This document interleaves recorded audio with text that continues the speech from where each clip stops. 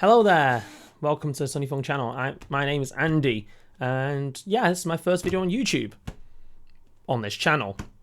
Anyway, I am here to talk about a graphics card which I have been interested and intrigued by for a very long time, because I've been looking to build a small form factor computer with a high powered CPU and GPU, which, you know, can fit in a backpack or something you can take anywhere, and it's not going to be intrusive. So that case would have been the VELKASE Velka 3. However, lack of availability and ridiculously high costs mean that that's not viable. So I've actually managed to get my hands on the SGPC K39 V2 from China. But that video is going to be separate to this one, where I'll do an unboxing of that. Probably be quite basic, I'm not too sure. We'll see what happens there. Anyway, the graphics card I have is very limited, I'd say. It's like a rocking horse, rocking horse poo, should we call it? Because a while back, Nvidia superseded their RTX 2070 with the RTX 2070 Super, which means this particular graphics card now doesn't sell anymore. The closest you can get to it is an RTX 2060 Super variant of it, if you can find one. So what am I talking about here?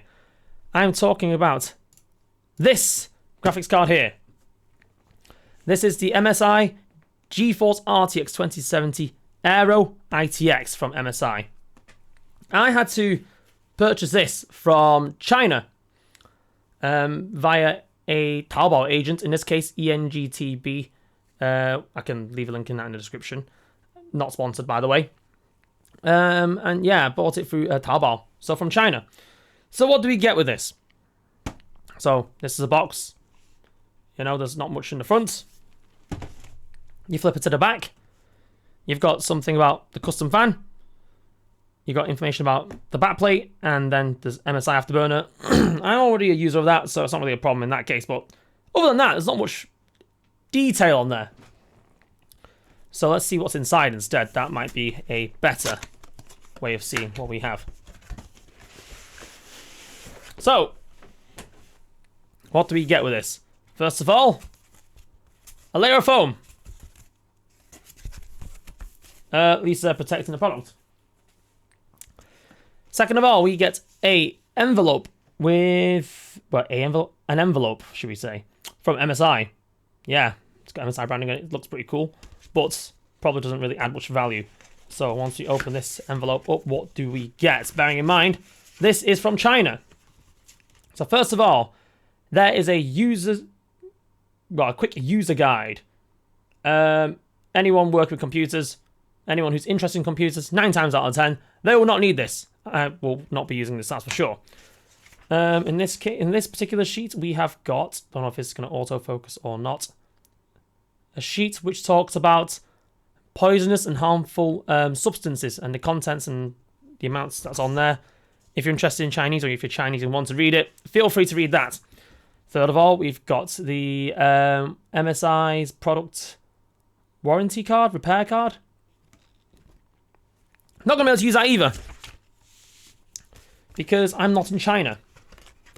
So this can go back in here. I'll put this aside for the time being as we carry on this unboxing.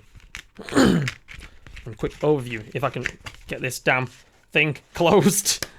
Hey, there we go. Right. Following that, typical of MSI products, you get the thank you for buying a MSI product card.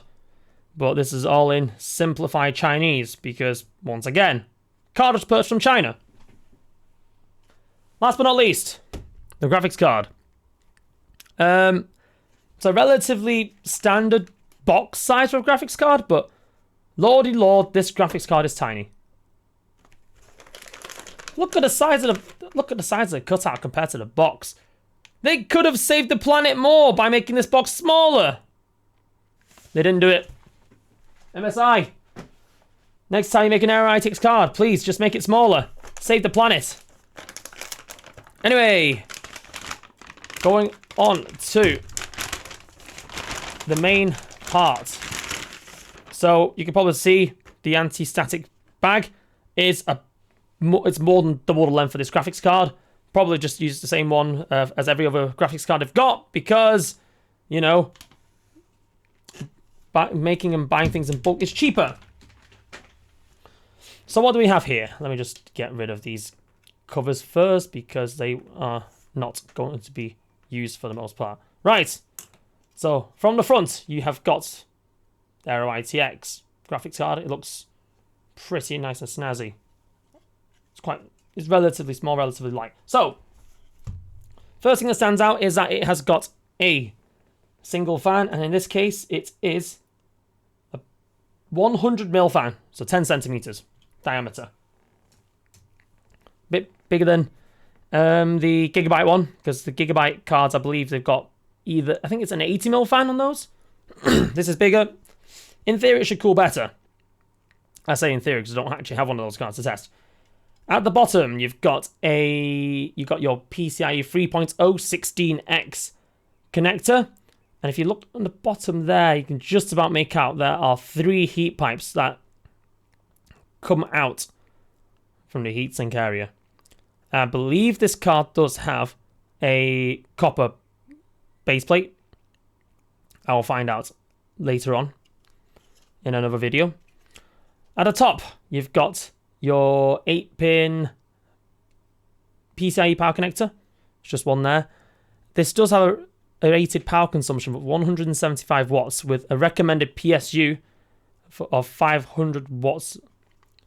On the back here, there is not really much, to be honest. I think there's a bit of ventilation, well, there's a bit of cutout there to let your card exhaust the heat. On the back, this side, you've got a backplate. It's metal. Makes the card feel very rigid, which is good. And it's held down 1, 2, 3, 4, 5, 6 screws on this side. And looking at the way it's constructed, it would suggest to me that there is some form of cold plate so that it can dissipate heat from the VRMs and the memory chips. Lastly, looking at the rear I/O, you've got 1, 2, 3 display ports and a single HDMI port. This differs from the reference RTX 2070, I believe, because if memory serves me correctly, there is usually also a USB Type-C port somewhere up here where my finger is. Does anybody use a USB Type-C port on their RTX graphics card if they have one? If you have one, just say, and let me know if you do use it. So, yeah, with that in mind, yeah, that's the unboxing done for this card. In the next video, in one of my next videos, I'm going to make a few. Hopefully, I can test this card on an open bench with Thermark running for a sustained period to see how this handles the heat. I'll also open this card up to then look at how the insides are to see if it does have a copper base plate. Because if it does actually have a copper base plate, I'll be testing this card with liquid metal as well to see how much better the thermal performance is. I'll also have videos with regards to a CPU cooler, which is known as the Thermalright AXP90, coming up in the near future. For I will be attempting to fit an Intel Core i9-19900K in the SGPC K39 V2 that I've got as well, which I will be unboxing in a future video. That's it for this particular video. Thank you guys for watching. I do stream on Twitch, though I am currently on a break from Twitch. I've had a very, very long week. You know, we're talking 60 hours of streaming in roughly a week, and my hand needs a rest. Getting a bit of RSI here, which is not good. But yeah, there's that. Thank you very much for watching. Hope you found it interesting. Hope you can check out my Twitch as well. If you like what you see, you know, subscribe to the channel if that's okay with yourselves.